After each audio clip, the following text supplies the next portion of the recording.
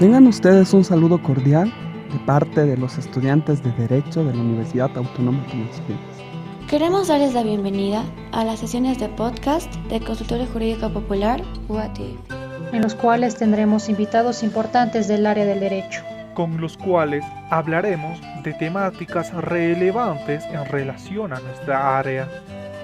Conversaremos de temas muy controversiales, esperando siempre llegar a la población en general, al público profesional y estudiantil, para que con el programa puedan aclarar sus dudas, como también ampliar el conocimiento del público en las diferentes sesiones mediante profesionales calificados en el área. Damos la bienvenida a todo el público, esperando que sea de gran ayuda para cada uno de ustedes, nuestros oyentes.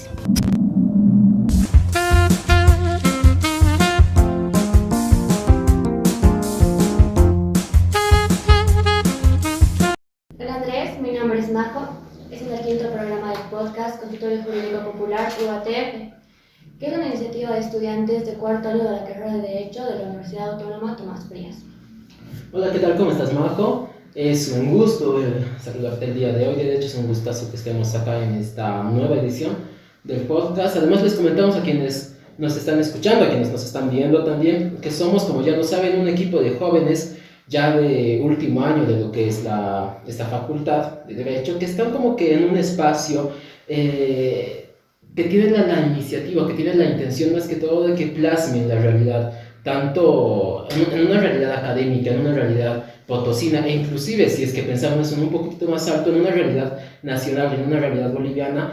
El hecho de que somos testigos día a día, si nos damos cuenta de esta falta inmensa de conocimiento que existe con respecto a situaciones relacionadas a temas judiciales, a temas de leyes y demás, que son pues cosas de día a día en lo que es la realidad social, ya que si nos fijamos, la sociedad civil como tal no tiene conocimiento alguno, o si es que lo tiene un conocimiento bastante escaso en cuanto a estas temáticas.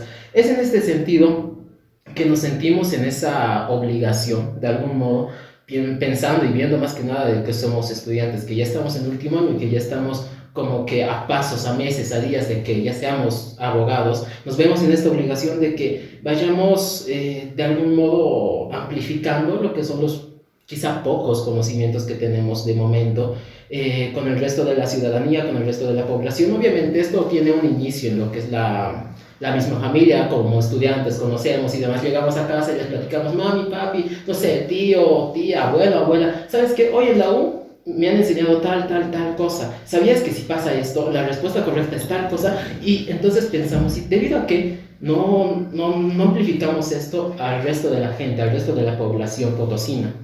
Y como ya les decía, si llegamos a un nivel nacional, pues mucho más espléndido todavía. Entonces, esa es la intención fundamental, la intención esencial de este podcast, como ustedes ya bien lo saben. Y en esta ocasión no es una excepción, es justamente debido a que vemos esta temática de la que ya nos va a hablar la invitada del día de hoy.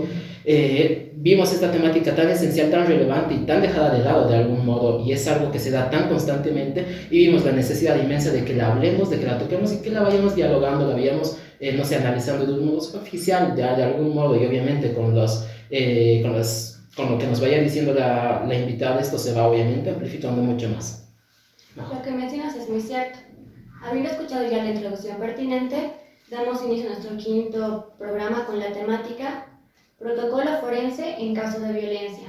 A nuestra invitada, la doctora Patricia Susana Chavarría Campos.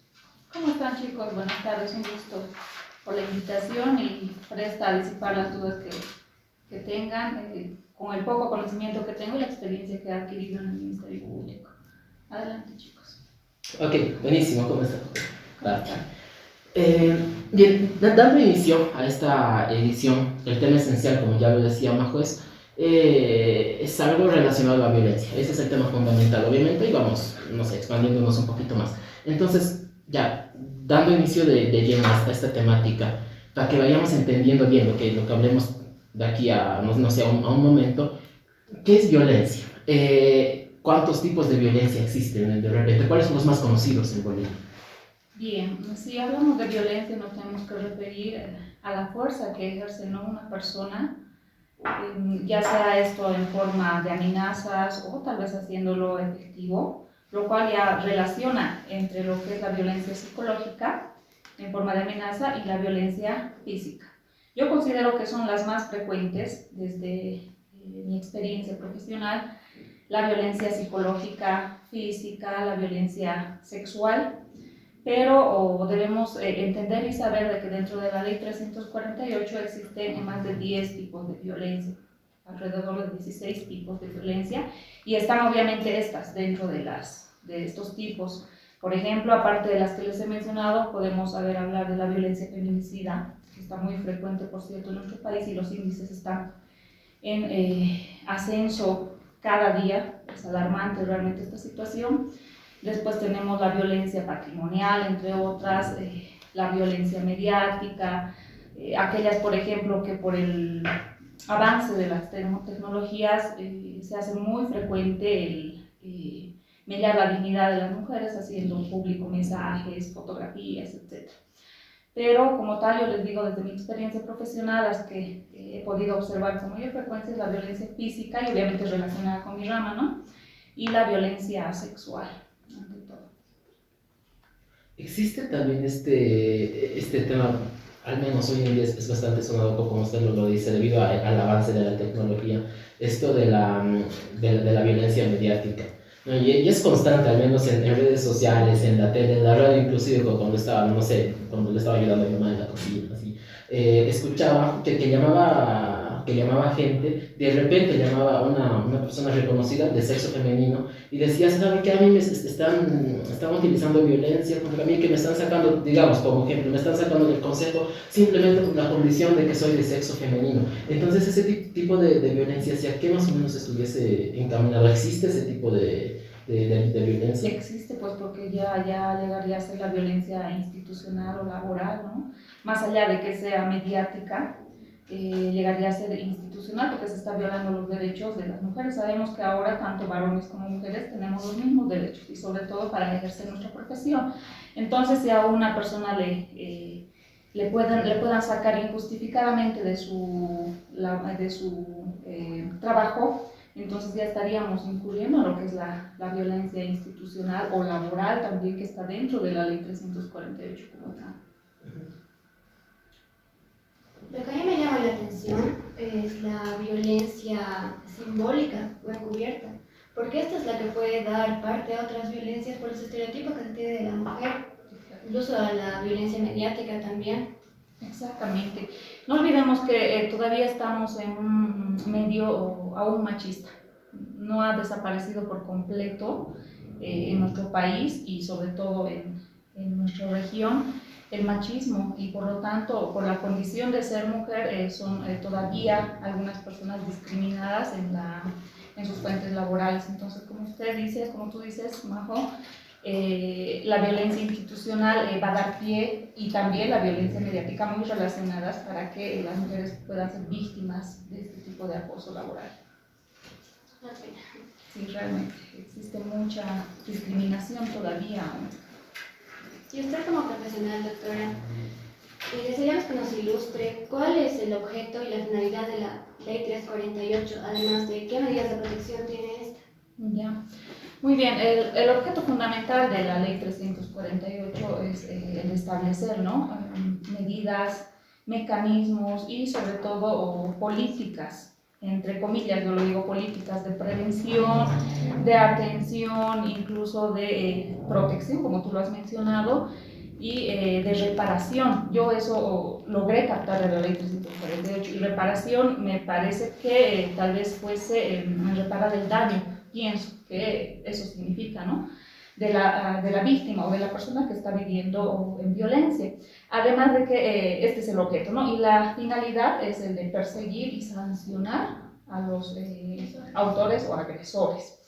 Y de esta forma garantizar, porque así lo dice la Ley 348, garantizar a la mujer una vida libre de violencia, que pueda ejercer todos sus derechos, poder desempeñar sus funciones de forma libre y sin ser víctima de violencia. Esto es fundamentalmente, ¿no?, lo que enmarca la Ley 348.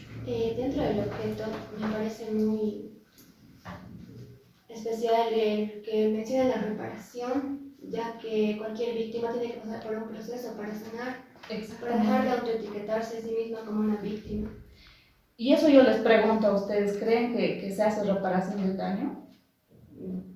Definitivamente no se hace reparación del daño, porque lo único que le interesa al Ministerio Público es obviamente perseguir y sancionar al autor. Lo que llegue a pasar con la víctima, yo no he visto que exista por lo menos, no sé, terapias psicológicas, tal vez sí en el SLIM, pero por parte del Ministerio Público pienso que debería insertarse, por ejemplo, oficinas, ¿para qué? Para poder hacer reparación, si bien no se va a hacer reparación del daño por completo, pero por lo menos ayudarle a la víctima, y especialmente cuando son niñas, niños o adolescentes, ¿no? Es muy importante este tema que tocas, Majo.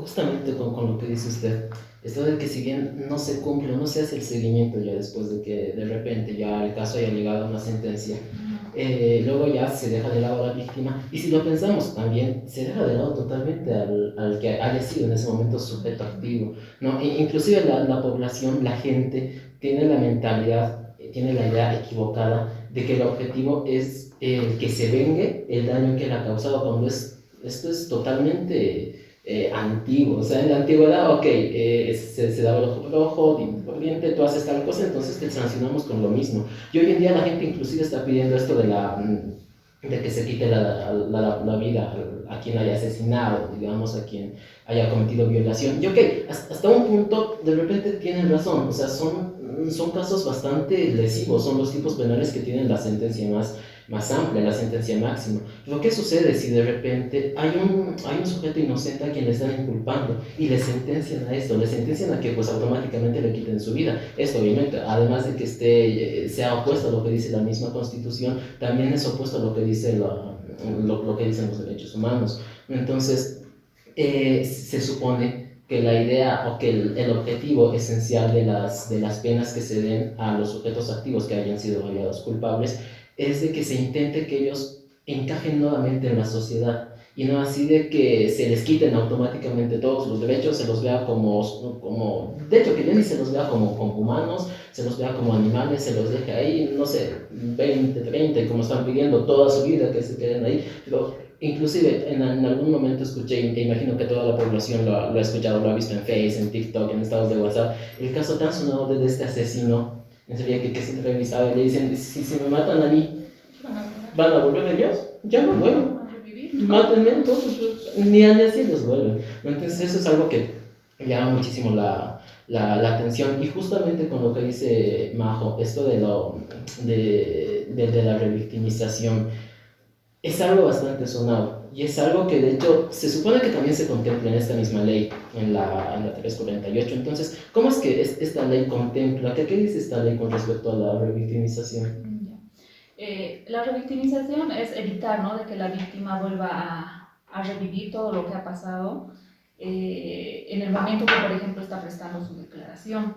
Y claramente lo dice tanto la ley 348 como la ley 1173, de que de toda forma los jueces, los fiscales, etcétera, las autoridades deban ordenar de que no se cometa la revictimización. Pero como les vuelvo a reiterar, dentro de mi práctica profesional esto no se está cumpliendo, y creo que nunca se va a cumplir mientras no se apliquen ciertas políticas. Y siempre lo he reiterado, que la mejor forma de evitar la revictimización es aplicar la cámara Gesell.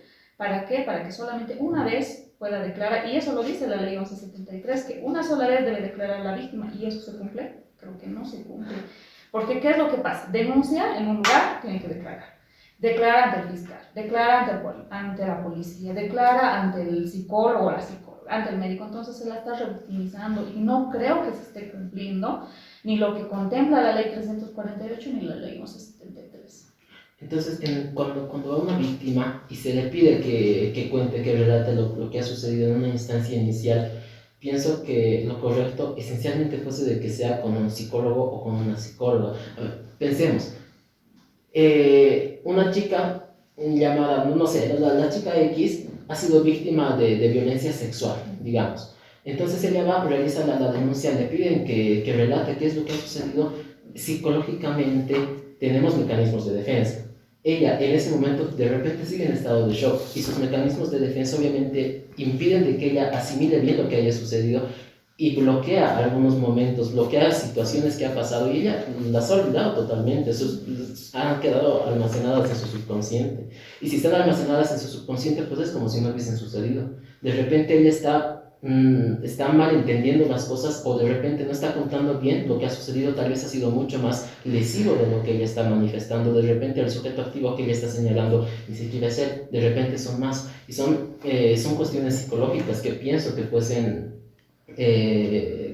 lo ideal de que sean, pues, no sean analizadas por un psicólogo. Y esto se supone que se lo hace mediante la cámara GESE. Al menos eso es lo que manifiesta la ley. En Potosí al menos tenemos esta... Existe, sí, recién se ha implantado hace 2 años, si no me equivoco, en el Ministerio Público se está aplicando la cámara GC, pero se lo está utilizando como, no como último recurso, sino que pasan los días y recién se aplica la cámara GC. No es que se la aplica al inicio, como tú dices, debería tal vez hacerse la declaración con un psicólogo o con una psicóloga. ¿Para qué? Para evitar precisamente lo que tú estás hablando, las cosas que pueda retener en su subconsciente la víctima. Y esto, por cierto, es utilizado como arma de doble filo.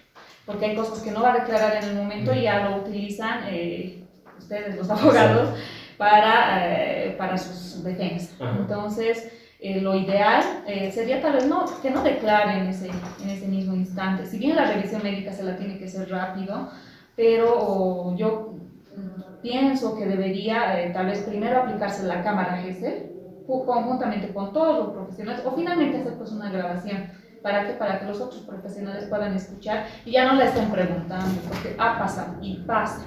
Ingresa la víctima a cualquier oficina y ¿qué es lo que ha pasado? Empieza a revictimizar, ¿no?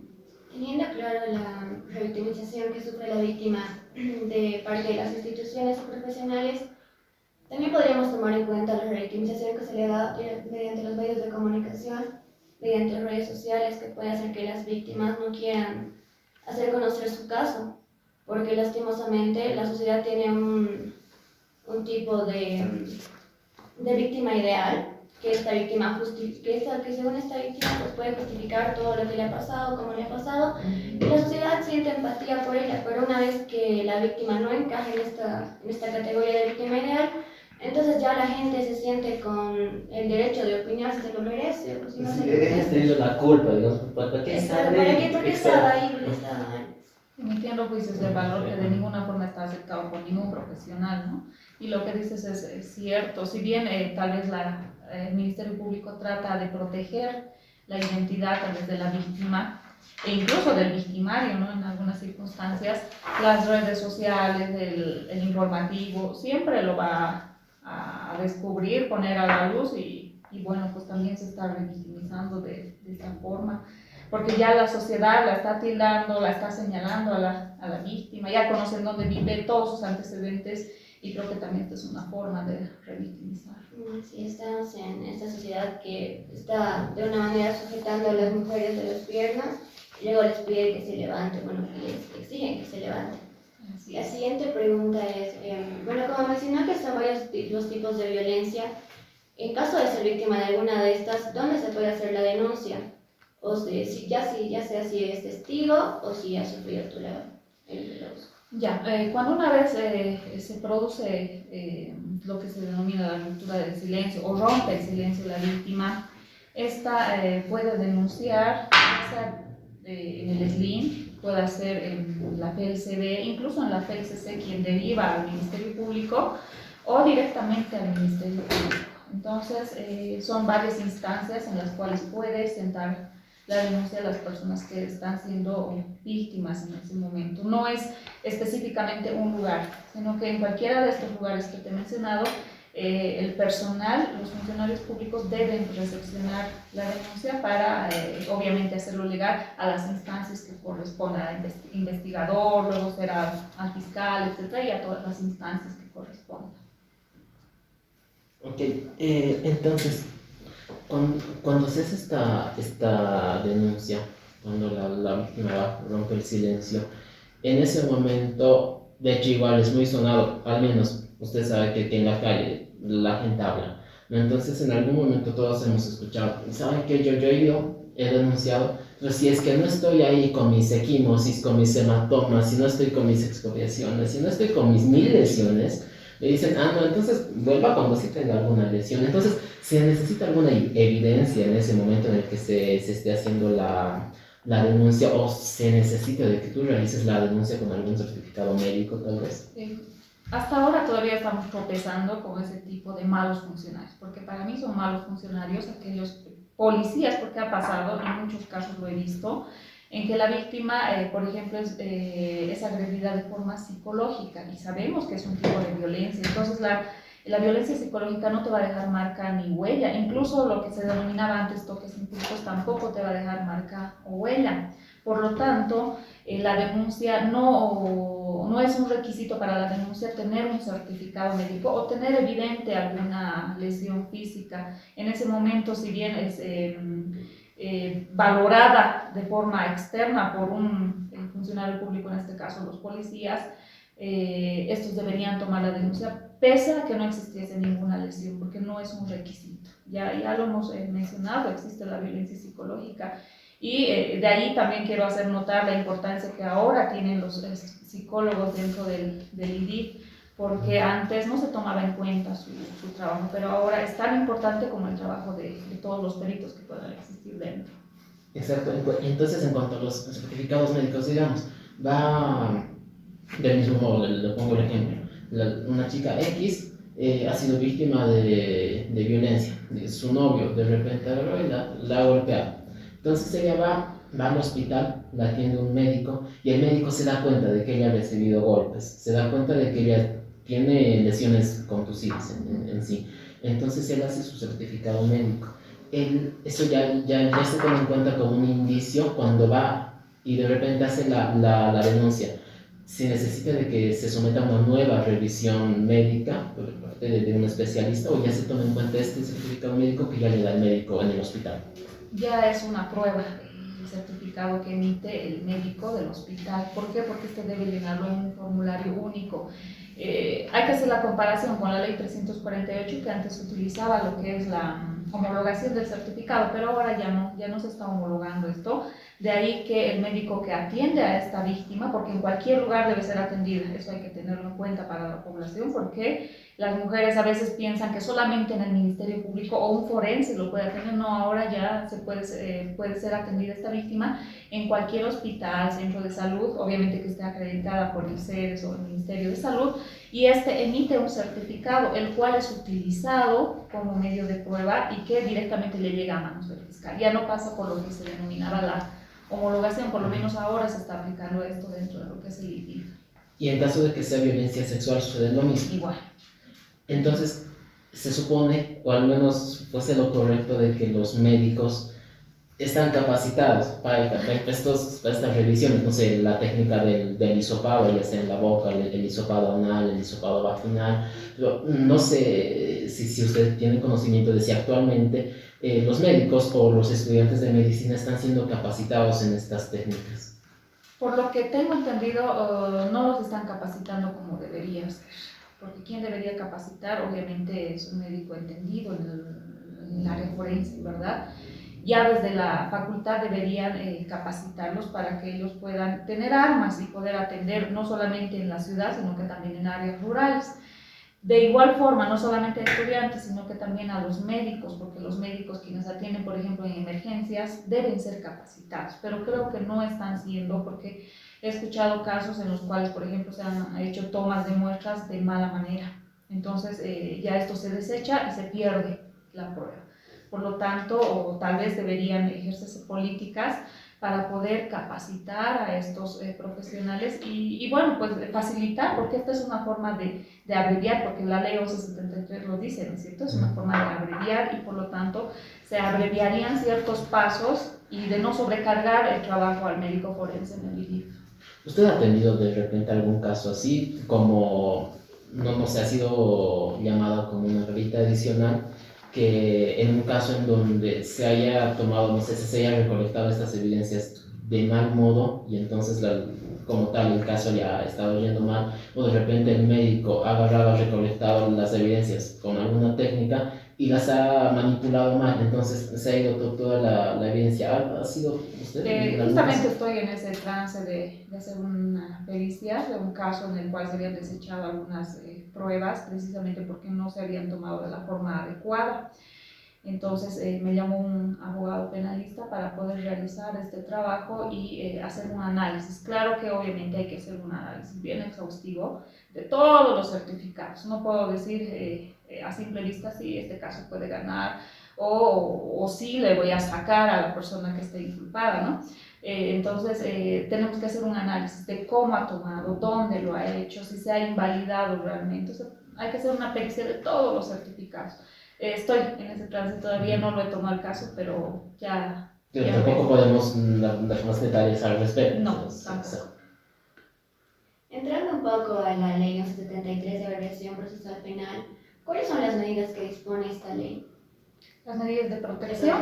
En realidad, las medidas de protección más están relacionadas con lo que pueda dictar, ¿no?, la autoridad, como por ejemplo, tal vez alejar al victimario de la casa de la supuesta víctima, evitar de que haya un acercamiento para con los hijos, no sé, creo que también está dentro de esto hacer un detalle de los bienes y todas esas cosas que están muy relacionadas con el actuar de la autoridad. Muy poco yo te podría hablar de eso porque en realidad casi no tiene mucha relación con la medicina forense. Sí, todo esto, pero es con la finalidad de que se interrumpa la situación en la que está la víctima. Exactamente, claro, todas estas medidas de protección, esa finalidad tiene, ¿no?, de que vuelvan a incurrir. Pero ¿qué es lo que pasa?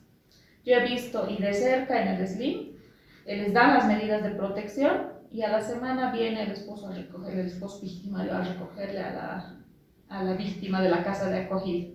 ¿Dónde están las medidas de protección? ¿Para qué dictan las medidas de protección? Si la víctima es la que va a aceptar volver a ser víctima.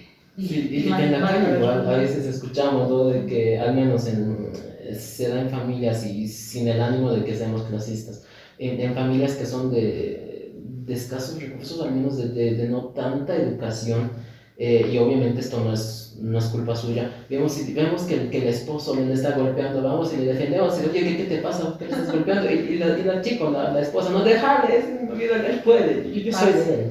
Entonces, sí son cositas muy llamativas, porque ya obviamente esto enfocado al ámbito social, al ámbito de qué tanta educación se le da a la población. ¿Y sabes cuál es el problema para esto, Andrés? Es precisamente por la dependencia que tienen las mujeres de los varones. Y tú bien claro lo has dicho, no es que seamos clasistas o racistas, pero esto se da mucho más en aquellas personas, mujeres que no trabajan, dependen económicamente. Entonces dicen, ¿quién me va a mantener?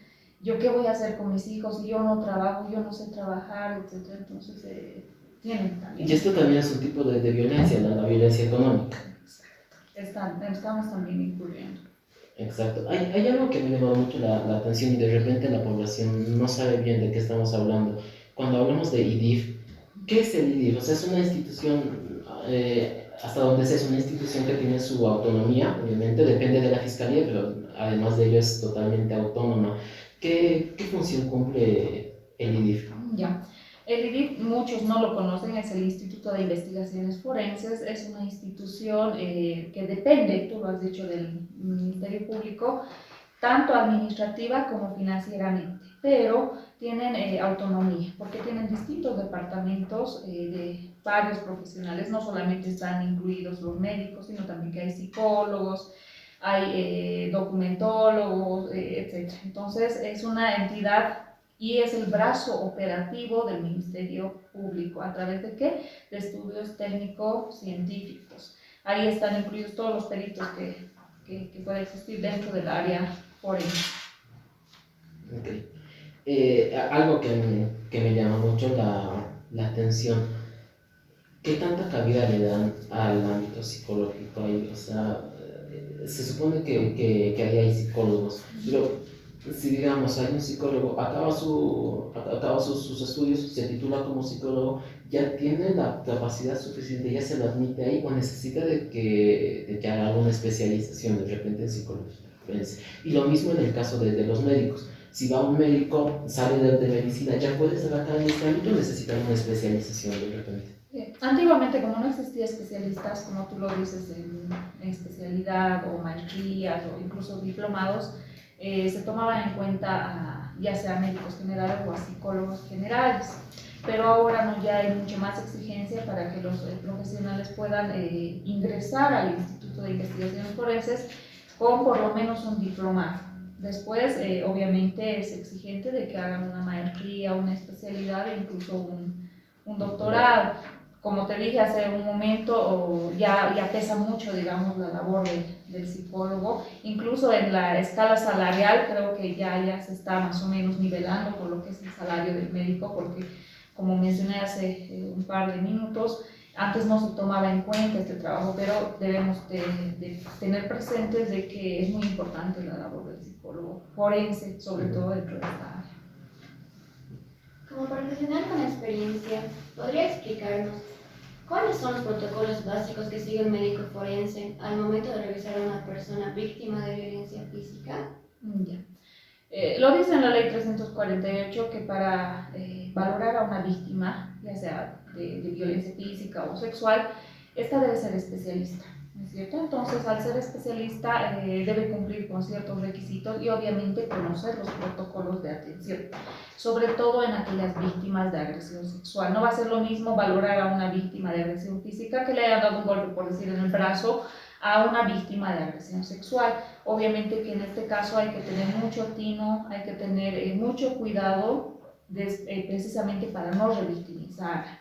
Porque, a ver, imagínense una víctima de agresión sexual que ingresa al consultorio forense, ya de por sí tiene miedo, tiene vergüenza, entonces el médico forense tiene que actuar con mucha sencillez, tiene que hablar con la víctima, porque no son pacientes, son víctimas, de una manera muy clara, explicarles la necesidad de este examen, porque muchas veces no quieren revisarse. Y esto es un protocolo que debe seguir. Hay ciertas normas que sigue el médico forense para poder realizar la revisión de una forma bien detallada, de una forma completa, porque es necesario que también lo realice.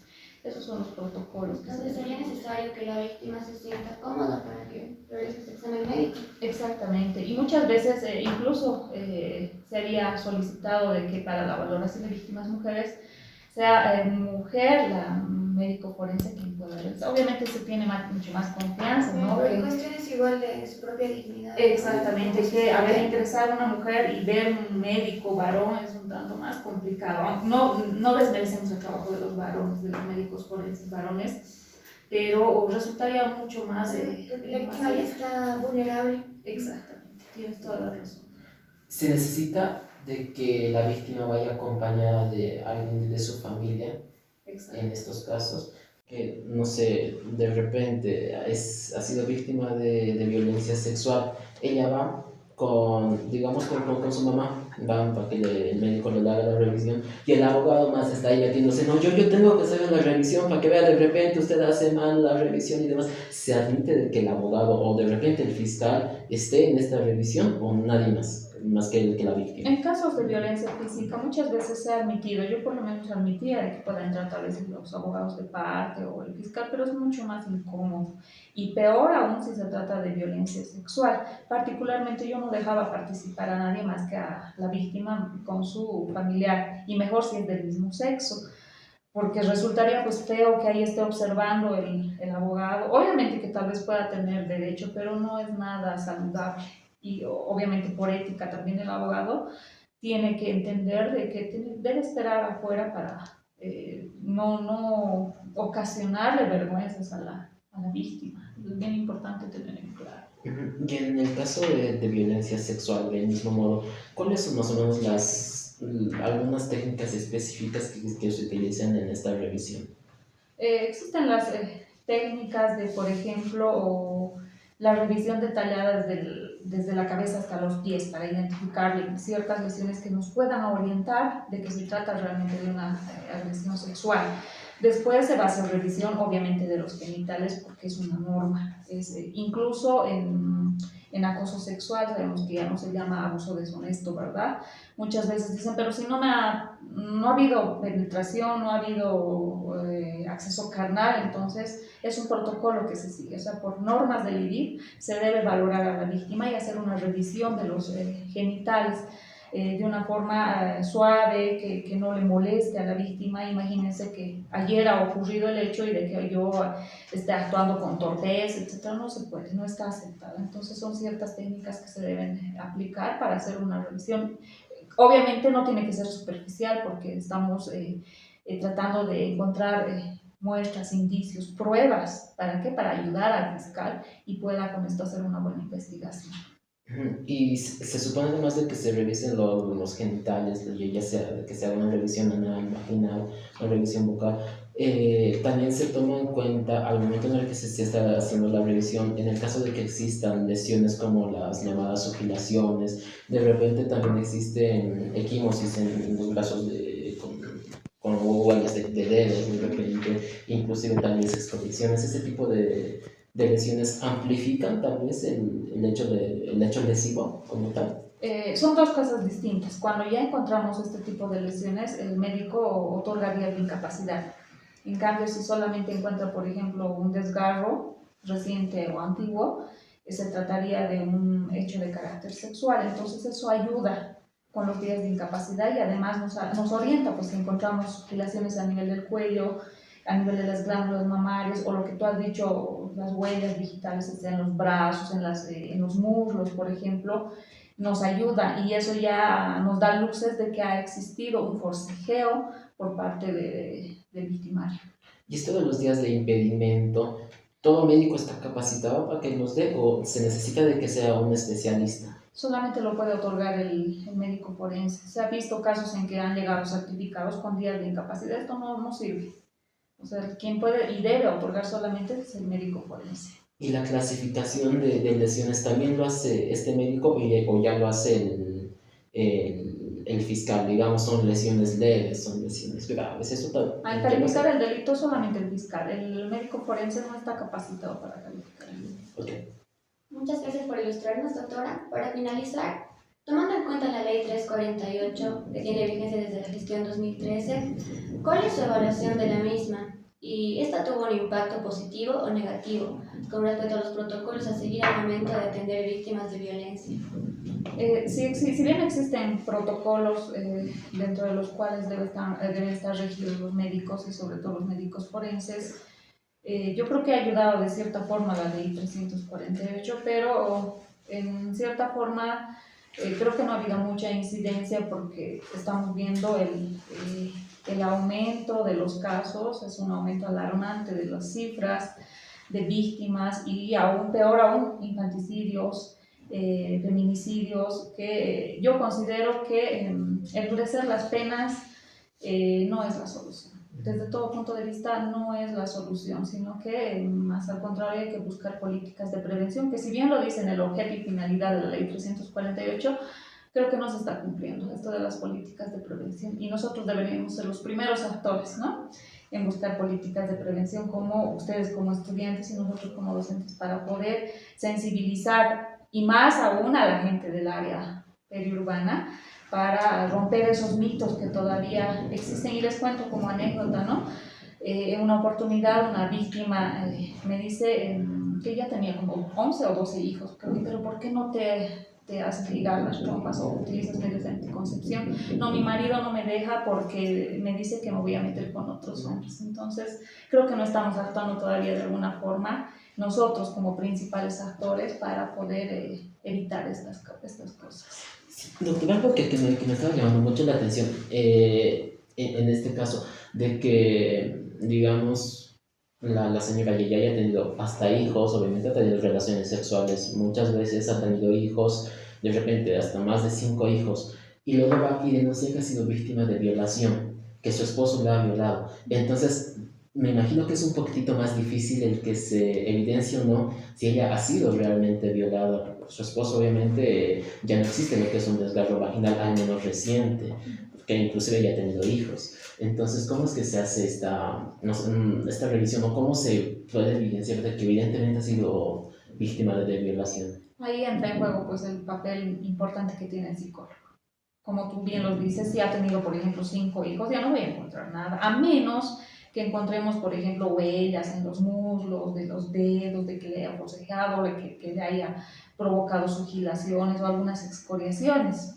Puede ser, pero de forma física tal vez no lo vamos a encontrar, pero sí va a variar mucho la credibilidad de testimonio por parte del psicólogo forense. Y acá igual hay algo que también es un tanto sonado, es el tan llamado imen complaciente. Esto representa o simboliza algún obstáculo al momento en el que se hace la revisión. Sí, genera realmente un gran problema porque cuando decimos imen complaciente es porque no ha habido desgarro, ¿no es cierto? Entonces es un imen elástico que vuelve a sus características normales y les digo honestamente, muchas veces hasta nos odian los fiscales porque les ponemos en el certificado como imen complaciente, entonces ¿cómo demostramos?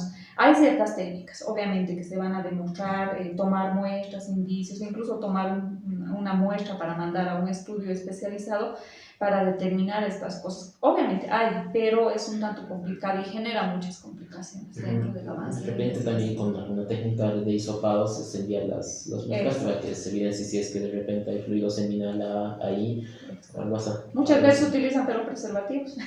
Es otro problema también complicado, o sea que hay que tener mucha experiencia y bueno. Pues, es bastante complicado. Ok, gracias, doctora. Entonces, Majo, si me dices tú algo más, tal vez. No tenía conocimiento de ese término, pero me voy sabiendo muchas cosas hoy. Gracias, doctora, y gracias, Iván. No, me imagino que toda la población del mismo modo se va sabiendo muchas más cosas, de repente cosas que en su vida había escuchado, cosas que sí les había escuchado, pero tal vez no tenía conocimiento, si tenía, tal vez no tenía un conocimiento total. Entonces, me agradecido por la invitación, el hecho de que haya aceptado, es un gesto inmenso y es una ayuda fantástica a este objetivo que estamos siguiendo como estudiantes. A ustedes, chicos, gracias, estoy para servirles y poderles orientar cuando necesiten. Okay. Gracias, buenas tardes.